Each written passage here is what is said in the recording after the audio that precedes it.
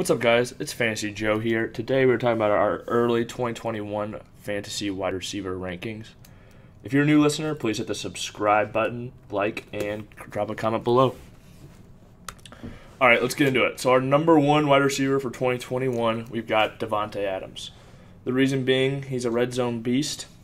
In 2020, he had 30 red zone targets, which was 5 more than any other player, even though he only played 13 and a half games, which is pretty remarkable.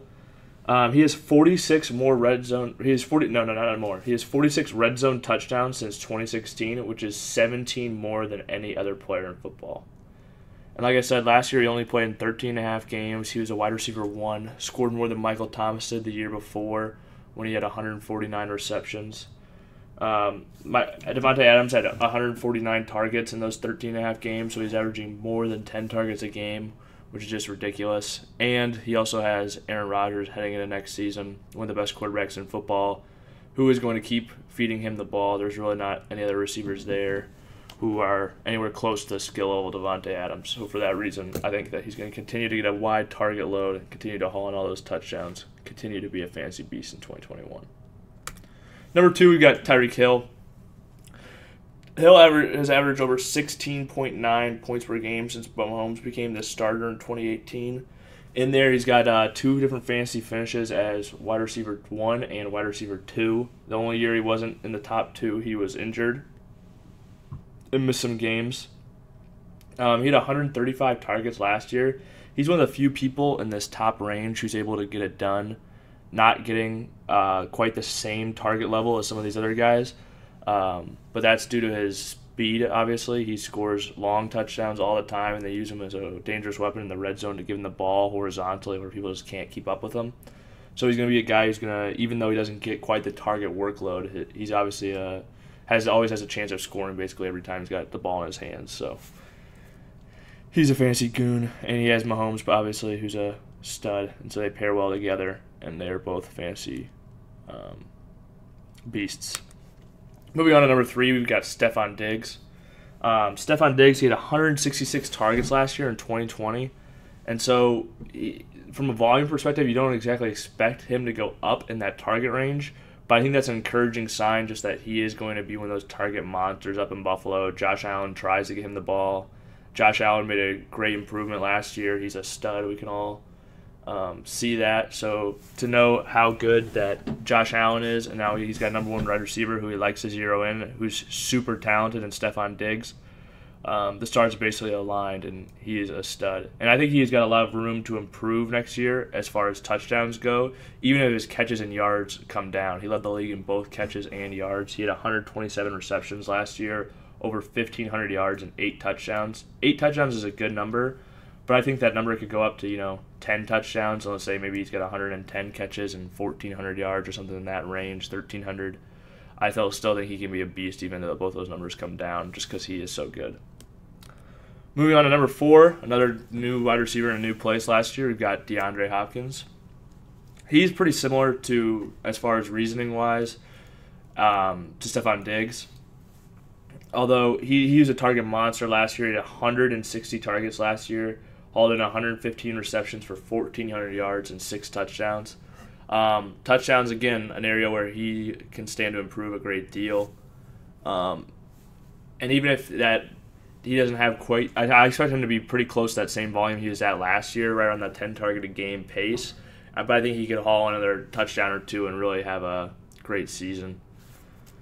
And he's just one of those guys that is going to get the ball, and that's why I think that these top 4 players, Devonta Adams, Tyreek Hill, Stefon Diggs, DeAndre Hopkins, I think there's a tier break right here because all these top 4 guys, I feel there's not a huge amount of question marks, especially them coming into their second year. Last year there might have been, but with Hopkins and Diggs coming into their second year on these teams, I really have no questions about all these guys. They all dominated last year. Have every reason to dominate again next year. But number 5 is where we start to move into the next tier of guys. And starting that tier off, we've got Michael Thomas. Michael Thomas played injured in 2020. It's pretty obvious to tell that he was pretty banged up coming off that 149 reception year in 2019 where he just dominated, had over 300 fantasy points and half-point PPR, which is a ton for a wide receiver.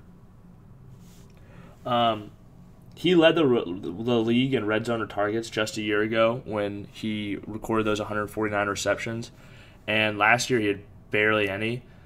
I attribute to this him playing so injured and the team knowing that. They really didn't throw him the ball a whole lot or make any emphasis to get him the ball this year. I think that was because they knew that he was playing banged up and wasn't himself. Because, I mean, if you looked at them last year and the year before that, I mean, they force-feed him the ball. I think that's going to continue. They're going to go back to that in 2021 with a healthy Michael Thomas who's going to be ready to dominate.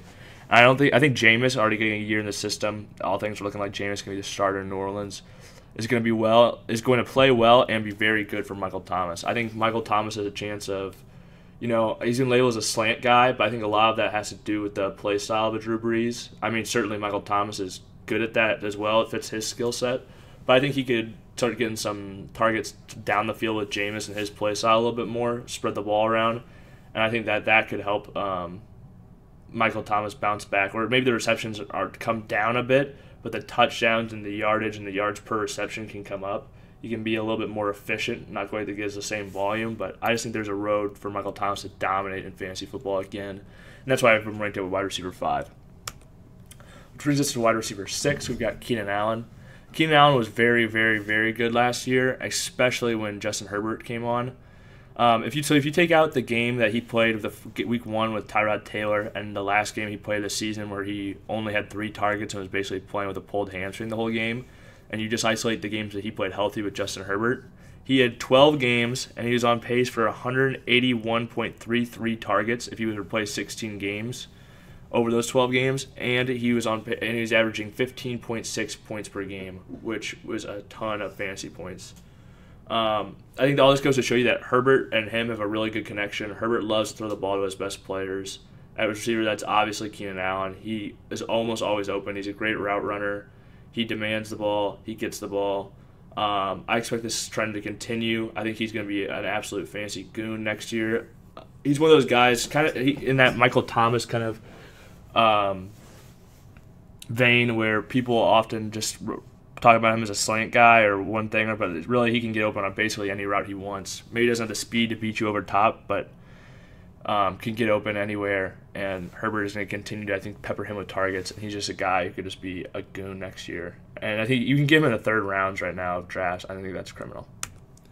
Bring on number 7, we've got Julio Jones. Julio had a down year last year. I think a lot of people are off of him or pushed him too far down their rankings, honestly. I think I might have him too far down my rankings, and he's even at 7. I think Julio, he's only 32 coming into next season. I don't think that there's going to be some huge drop-off in his skill set. And if you remove the 2 incomplete games where he played 21% of snaps and 35% of snaps, basically where he left injured, and just take those games out of it, and then look at the games that he did play where he was healthy, he was on pace for 141 targets over 16 games, 102 receptions, 1,600 yards, and over 6 touchdowns.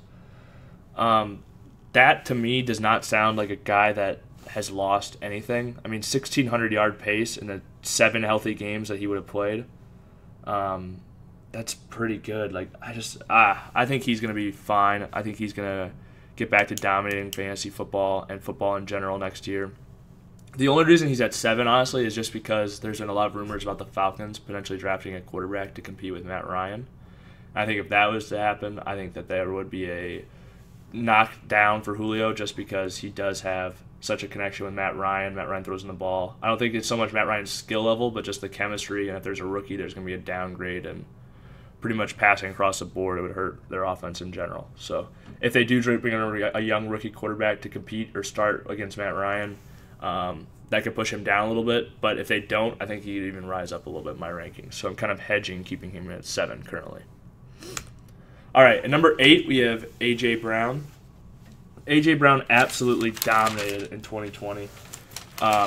And I think one of the things that isn't talked about a whole lot with him because he's one of those guys in Tennessee, which is kind of a small market team, but he dominated in 2020, averaged 15.2 points per game on only 106 targets, missed multiple games.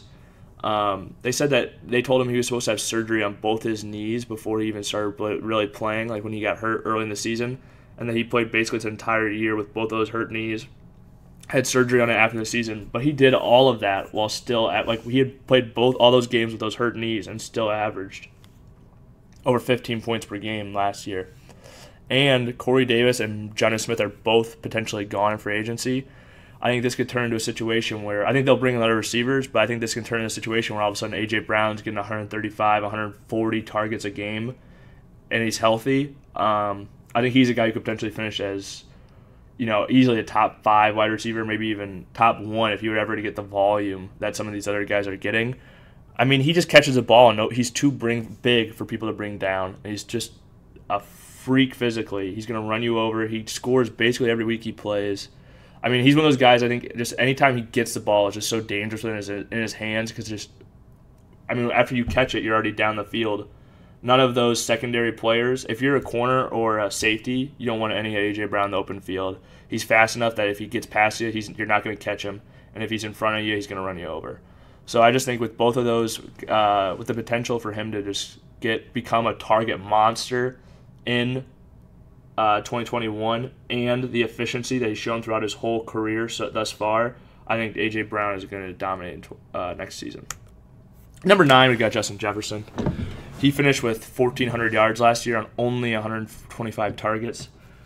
He really didn't play too much either the first 2 weeks. I think he had 77 yards or 70 yards receiving those first 2 weeks, and then ended up with 1,400. The reason, though, that I have him all the way back at 9, even though he finished so well last year, is just I think guys are going to begin to focus on him as the one on that team now, and not Adam Thielen. Even though Thielen caught 14 touchdowns last season, Jefferson is the guy there now. I think people are going to start focusing on them, and I still believe that they are just a run-first team. I think that defense has to be better than it was last year, this year, so I think they're going to be throwing maybe even a little bit less. I just think I don't know if he has a ton of room to improve in that target range, so I don't see a ton of improvement for his fantasy range. I think that the yards could come back even if he did get 125 targets again. I love the player. I believe in the talent a lot. I just am worried about the situation he's in a little bit, and just want to see how that all works out. Moving on to number 10, we have Calvin Ridley. Calvin Ridley finished last year as wide receiver 4, an average, but the reason that I have him at number 10 and not higher is he averaged over 116 yards per game when Julio didn't play. So a lot of people have Calvin Ridley ranked higher than Julio, and I get it. He's young, he's talented. I just think Julio isn't gone yet. I still think he's the alpha on that team. I still think he's better than Ridley even. Ridley balled in the 5 games that Julio missed, but I think that when Julio is out there, Ridley's target percentage is going to come down a great deal, and that Julio is going to get the lion's share of the work. And so I think if they're both there, they're both healthy, I think Julio's wide receiver you want over Calvin, even though I currently have them both ranked as wide receiver 1s. But if, let's say, like we talked about with Julio, let's say the Falcons go out and draft Zach Wilson at 4 or any quarterback at 4 this year in the draft, all these guys get pushed down a bit because I don't want – Calvin Ridley is still a stud wide receiver talent-wise, but do I really want the number 2 wide receiver on a team that potentially is playing the last 8 games or more with a rookie quarterback? I don't know that I do. So that's why I would push him down a little bit farther if they end up going that route as well. Moving on to number 11, we've got DK Metcalf. The reason that I have him at 11 is they're talking about a run-first scheme next year. That's what they want to do. They want to stop throwing the ball. They don't want to let Russ cook. They fired Brian Schottenheimer because of that reason. He was airing it out too much. They want to get back to run the ball. But the reason I still have DK so high is the play style of Russ is they even when they run the ball a lot, they like to do the play action, and they're throwing the ball deep when they are. DK had 129 targets last year, 1,303 yards, and 10 touchdowns, and I still think he has room to improve. He dropped multiple touchdowns, had lots of drops. I think that he just has room to improve as a player, and I still think even when they go to that more of a run-first scheme, I still think he's going to get 100, 120 targets, somewhere in that range. And I think they're going to be the deep targets that he's going to be able to thrive on and that he's going to be able to really do some things with. So I still think he's going to be a good player moving forward. Moving on to number 12, we have Mike Evans.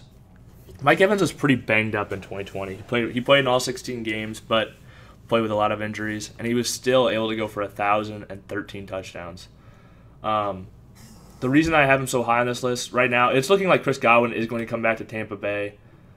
But Antonio Brown, if Chris Godwin does return, to Antonio Brown probably will not. So if you have just Mike Evans and just Chris Godwin, I'm going to take Mike Evans just because of the touchdown upside.